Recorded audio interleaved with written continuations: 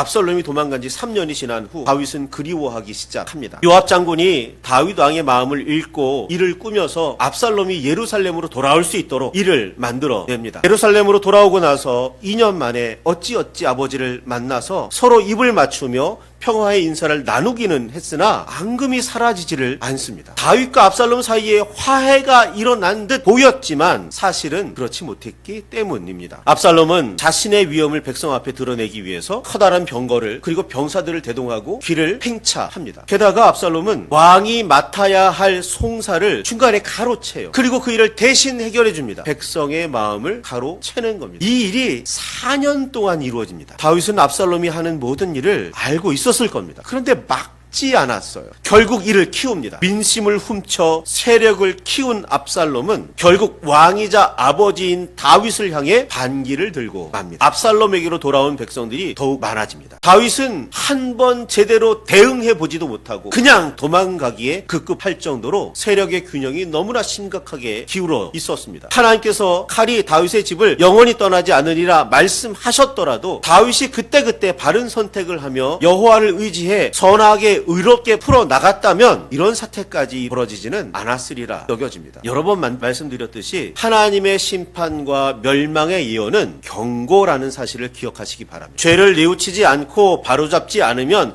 결국 멸망에 이를 수밖에 없지만 뉘우치고 바로잡는다면 하나님께서는 언제든지 용서하십니다. 계시의 목표는 멸망이 아니라 구원입니다. 멸망을 강조하면 복음을 이야기하는 게 아니에요. 다윗은 칼이 난무하는 사건들을 하나님의 뜻에 따라 의롭게 풀어나가지를 않았습니다. 하나님의 지혜를 구하지 않아요. 결국 일은 걷잡을 수 없이 커졌고 많은 신하와 민심 대부분을 잃었습니다. 정신없이 도망칠 수밖에 없는 상황에 처하게 돼요. 그것도 자기 아들을 피해서. 아히도벨이라는 사람도 압살롬의 편에 섰습니다. 아히도벨은 본래 다윗의 모사, 다윗의 꾀주머니, 다윗을 위해 계략을 펼쳤고 다윗이 원하는 일이 잘 이루어지도록 지혜를 베풀던 사람, 그가 아히도벨입니다. 아히도벨이 베푸는 계략은 사람이 하나님께 물어서 받은 말씀과 같은 것으로 여길 정도였다고 그렇게 기록하고 있어요. 그럴 정도로 지략이 뛰어난 사람이었다고요. 그런데 그렇게 다윗을 위해 힘쓰던 아히도벨이 어느 순간 압살롬의 사람이 되어서 나타납니다. 다윗이 그랬듯이 압살롬도 아히도벨의 지략에 크게 의지했습니다. 아히도벨의 말대로 벌건 대낮에 왕궁 옥상에서 아버지의 후궁들과 동침할 정도였습니다. 아히도벨의 지략이라면, 아히도벨의 말이라면 무조건 따르고 보는 압살롬. 그럴 정도로 아히도벨은 영향력이 컸습니다. 아히도벨은 심지어 얼른 다윗을 추격해서 곤하고 힘이 빠졌을 때 기습해서 혼란한 틈을 타 다윗 왕만 죽이면 나라를 차지하는 일은 손쉽게 이루어지리라 압살롬에게 제안했습니다. 예루살렘을 떠나는 중에 일부러 후세를 예루살렘에 남겨둡니다. 아히도벨의 계략이 패하게 하라고 그런 밀명을 받아 예루살렘에 남는 사람입니다. 후세는 압살롬의 마음을 사로잡는 데 성공했고 압살롬은 후세를 매우 신뢰하고 있었기에 아히도벨 못지않게 후세의 지략을 참고하려고 했습니다. 그런데 후세는 아히도벨과 다른 의견을 냅니다. 후세는 다윗이 얼마나 능력이 뛰어난 사람이고 그렇게 쉽게 죽일 수 있는 사람이 아닙니다. 혹시나 쫓아갔다가 실패했다가는 민심이 돌아설 수도 있습니다. 이런 말을 해요. 그러지 말고 우리 온 이스라엘의 힘을 다 모아서 다윗과 정면 대결합시다. 그러면 충분히 이길 수 있습니다. 이 이야기를 들은 압살롬, 이스라엘의 모든 장로들, 이야,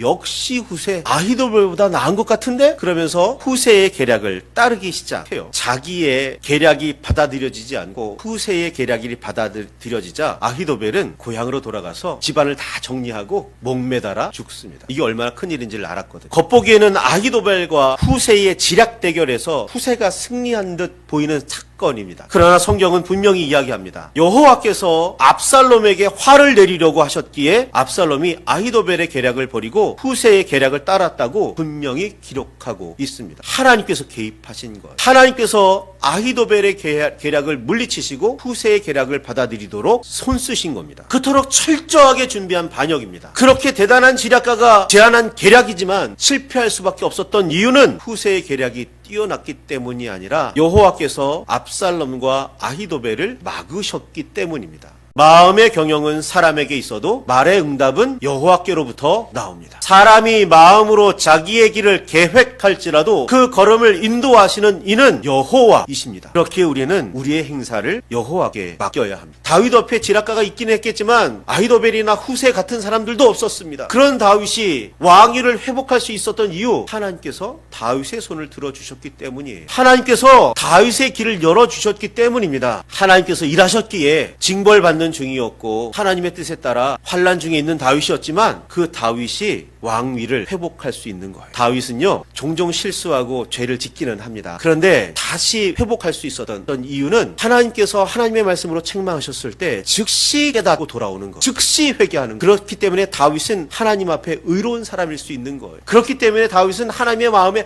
합한 사람으로 남을 수 있는 겁니다. 험한 시험과 깊은 물속에 다윗이 안전하게 헤쳐나갈 수 있었던 이유는 주님께서 돌보셨기 때문이에요. 우리가 사람의 몸을 입고 있는 이상 죄로부터 자유로울 수 없습니다. 우리 주 예수 그리스도만이 사람의 몸을 입고도 죄로부터 자유로울 수 있었던 거예요. 그러니 죄에서 자유롭지 못한 우리는 늘 실수하고 알게 모르게 죄를 범할 수밖에 없습니다. 따라서 우리는 죄를 깨닫고 돌이키는 일에 더욱 관심을 두고 힘을 써야 합니다. 주님의 십자가와 보혈을 의지해야 합니다. 우리가 우리의 힘으로 아무리 애쓰고 노력해도 죄라는 문제를 우리 스스로 해결할 수는 없습니다. 죄악의 문제뿐 아니라 우리의 마음의 경영과 계획도 마찬가지입니다. 응답하시며 인도하셔서 이루시는 분은 여호와 하나님이심을 늘 마음속에 새기시기를 바라요. 내가 어떤 죄인인데, 내가 어떤 사람인데 감히 하나님 앞에 나아가, 아니요, 하나님은 우리를 긍휼히 여기시고 우리를 사랑하시는 분이에요. 하나님 앞에 진심으로 회개하며